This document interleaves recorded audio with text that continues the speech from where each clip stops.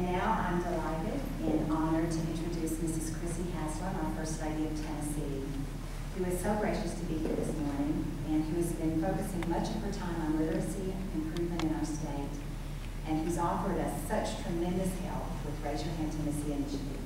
Mrs. Haslam.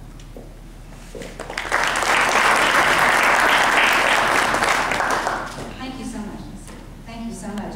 A big thank you to Mary Graham and to Susan Goodman and the entire United Way team for all the hard work they've done to launch Raise Your Hand Tennessee. I'm very thankful to be here today and to join all of you on the panel. As you know, my husband and I are very passionate about education.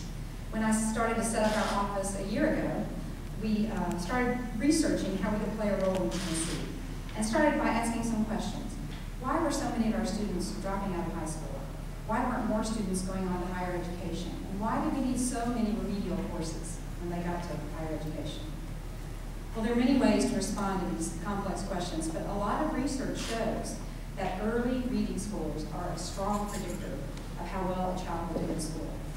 As we did our research, we kept being pushed further and further back to the sources of the problems.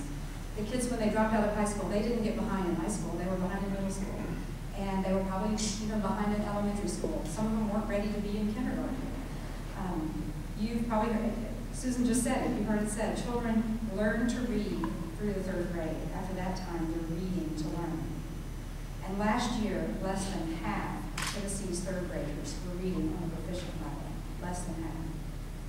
While I talk about parents as being a child's first, most important teacher as I go around the state, and I've seen teachers doing a terrific job working with our students in reading. But there is room for the community to walk alongside our parents and our teachers to give students the confidence they need to become excellent readers, and ultimately more successful in school and in life.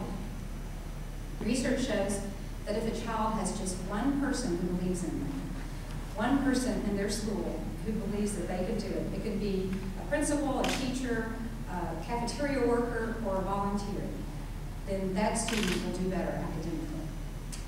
I'll give you an example. As I've traveled the state, I visited one school in Wilson County, and I heard a story there that really affected me. They happened to be across the street from a retirement community, and one day a lady from the retirement community came over to the school and said, "Is there anything I can do to help?" And they said, "Well, sure, how about reading with this student? We have reading with a student." And they matched her with a young man who was very behind in reading, and she started coming over twice a day for about 30 minutes, twice a week for about 30 minutes a day, and reading with that student. And you can guess what happened. His reading ability improved, and so did all of his grades, and so did his behavior. He no longer was sent to the principal's office. His confidence was tremendously increased. That one relationship with an adult who cared about him made all the difference. I visited schools all over the state, and I've observed most schools are eagerly welcome help from people in the community. And their students showed the gain from that help. And that's where Raise Your Hand Tennessee becomes so valuable, to connect volunteers with schools and with the students who need that encouragement in reading, tutoring in a challenging subject, or the support of a mentor on their side. I believe that education is the future of our state's economy. Long term, this is about higher graduation rates and preparing students for the workforce and life after high school. But right now, this is about reading with a child to help them become stronger readers, to develop a friendship, and to encourage that student for a brighter future. I believe there are people in Tennessee who want to help but just don't know how. There are a lot of great ways to volunteer, but I think reading is a great way to foster a relationship with a child that could change his or her future.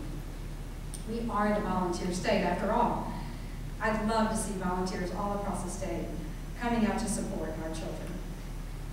I hope to help recruit volunteers over the next year as I travel around for this important initiative, and I look forward to the progress that United Way and their partner organizations will make with Raise Your Hand Tennessee. I'm proud to be helping with this and a part of it, and